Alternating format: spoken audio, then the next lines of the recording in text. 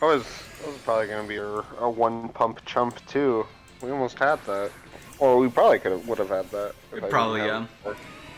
We did get Umbran, kinda nice for paralysis. Okay, let me do Shielding Water a couple of times. We got Corviknight. They look really cool. True.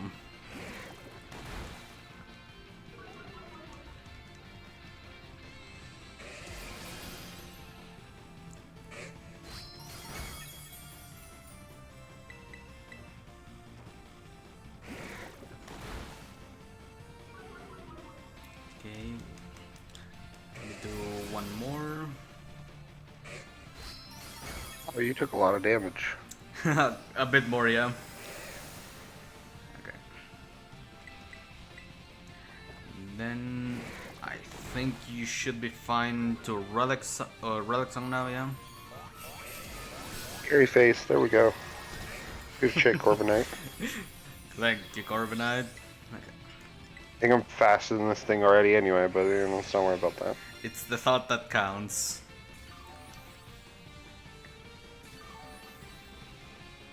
Tried to crunch me.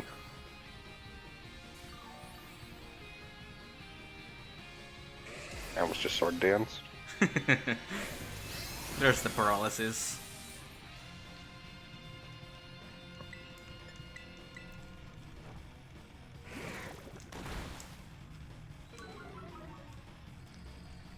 I'll do one sword dance and then start low sweeping, because it's not doing too much damage. Alright, that sounds fine. Like, honestly, as long as I don't have, as long as it doesn't crit me, I'm fine. I think even if it does, we might be fine. It did crit me last time, and it only took half my health. Oh, a bit scary then. That's better than it one-shotting. That's true. Much better. Okay, there's the stat clear. So you can sword sense as much as you want now.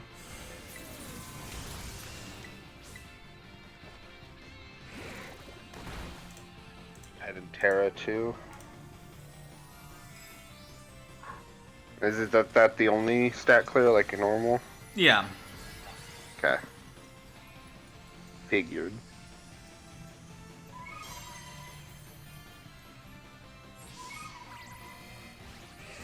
There's the shield.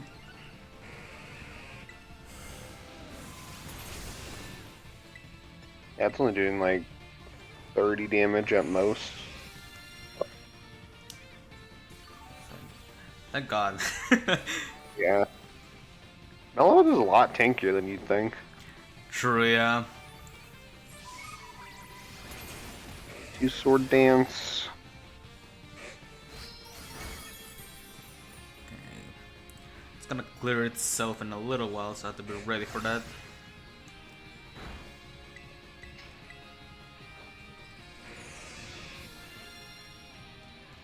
That's when he's gonna start being scary, huh? A little bit.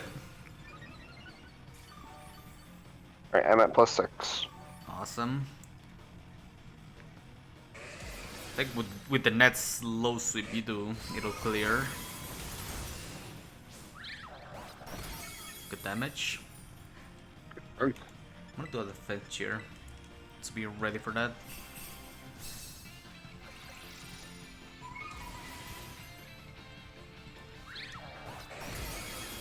Nice, nice. Cleared itself. There we go. Okay, let me do 2 chilling waters before you attack. It cleared and then immediately attacked me, but it still didn't do that much. How rude. Okay. It did a lot more, but it wasn't like terrible. Okay, I think you can attack now. Also, I guess the defense here was a good call then, because that probably helped a lot for that. Yeah, definitely. Okay, I think there's one Dragon Dance. That is a dragon. Gonna do Life Dew, because you're getting kinda low. Imagine if Feraligatr was a dragon type. I feel like there could be an argument for it, almost. Yeah, but then why even bother with Meganium and freaking Typhlosion? That's true. Okay, before you attack, I'm gonna do a Helping Hand, because that might end up killing. Freaking punched me. Okay, there you go.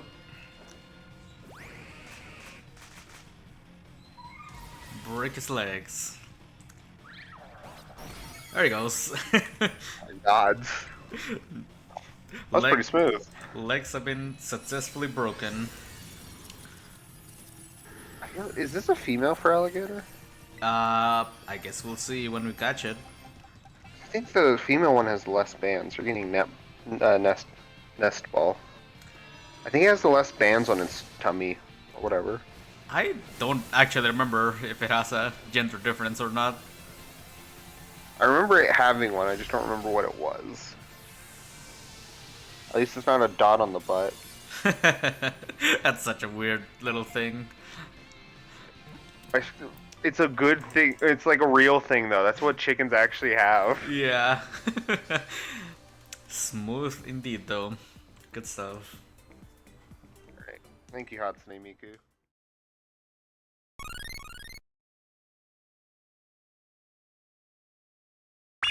Boy, I sure do wonder why Cloyster was the choice here. Now, you may be wondering, did we really need the Pokemon with the third highest defense stat in all of Gen 9? And well, kind of.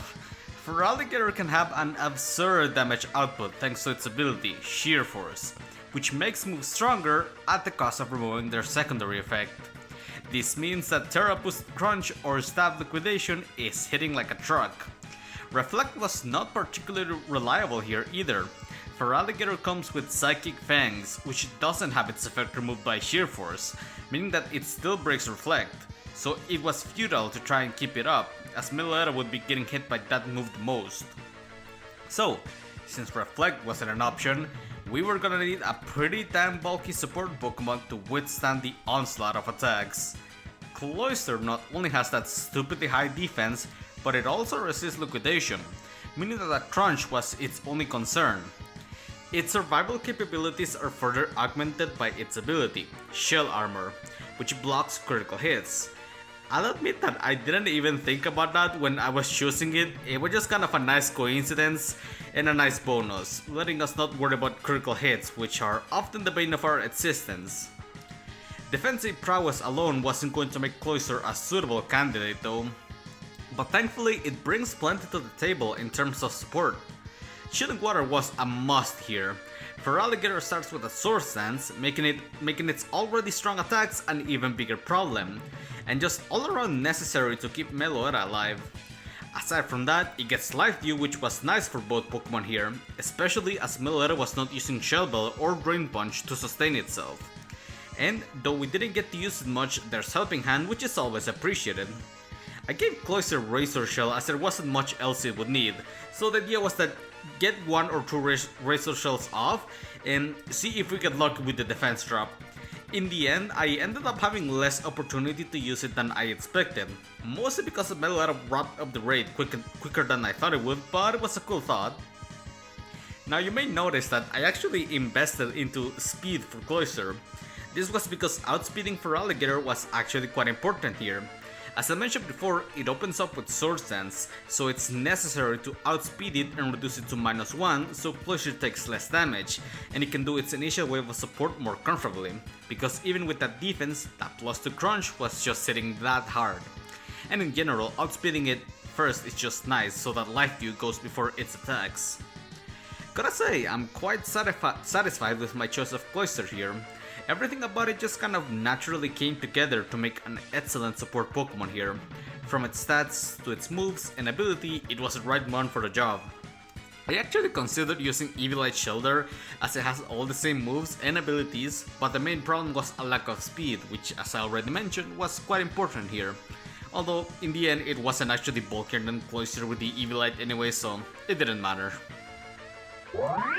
Back for an encore, Meloetta is here again, but this time it's to dish out the pain. Meloetta here was going to be interesting to try and make it work. Its initial form is weak to crunch, which means that no matter what, it had to use Relic Song first, and we were not getting hit by that super effective crunch. And even so, it was weak to Psychic Fang in its Pirouette form.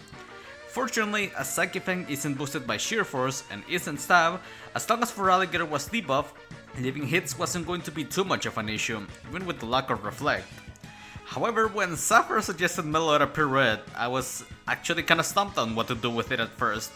Meloetta doesn't have a very diverse move pool that lends itself well to gimmicks, despite being a gimmicky Pokemon itself. Even its ability wasn't helping us out in any way, as Meloetta has basically no moves that take advantage of Serene Grace. Of course, the obvious Drain Punch set was on the table, but come on, we can do a little more than that. So if Meloetta's ability wasn't gonna be helpful, then how about Feraligatr's? Meloetta has a move that is scarcely distributed, called Roleplay. This move copies the target's ability, giving Meloetta Sheer Force. Not a move you see or get to use often, and we could actually take advantage of Sheer Force. So we had our plan settled. Now, Meloetta actually does get Skill Swap, so why not use Skill Swap to take Sheer Force and simultaneously remove it to weaken Feraligatr's attacks? Well, it would give Feraligatr Serene Grace, which would give Crunch and Liquidation a 40% chance to drop our defense, which was going to become a problem very quickly.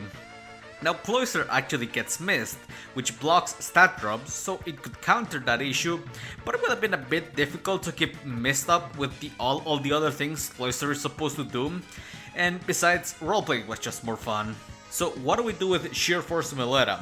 Well, it actually still doesn't have much that takes advantage of this ability. Great. But there was one option. Out of all of Meloetta's physical fighting moves, the only one affected by Sheer Force was Low Sweep, removing the speed drop it naturally has. This meant that it was actually stronger than Drain Punch by just a little bit. The difference wasn't actually all that massive, but Sheer Force has yet another side effect that we can take advantage of. You see, Sheer Force actually removes the recoil of Life Orb while keeping the damage boost, meaning that we had a way to boost Meloetta's damage without a drawback. Fun fact, this actually removes the effect of Shell Bell as well, so we couldn't use that in this strategy even if we wanted to. But Meloetta has a pretty solid attack stat, so that Sheer Force and Life Orb boosted Low Sweep at +2 shrunk Feraligatr's HP bar pretty easily. With Meloetta being kind of frail and the lack of Reflect, I was actually kind of worried about this one at first, but it actually turned out to be quite a bit easier than I expected because of that damage output, so that was fun.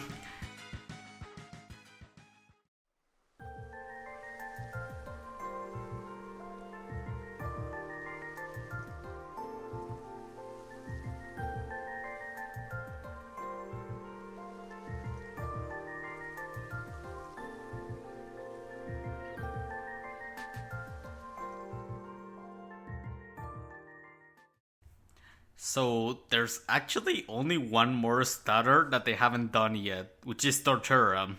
So we might be nearing the end of this series. Maybe not, because they might do the Paldea starters, who can say? Although I think before we get to Torterra, there's something else that must be done, by the looks of it. We've got a big fight coming in December.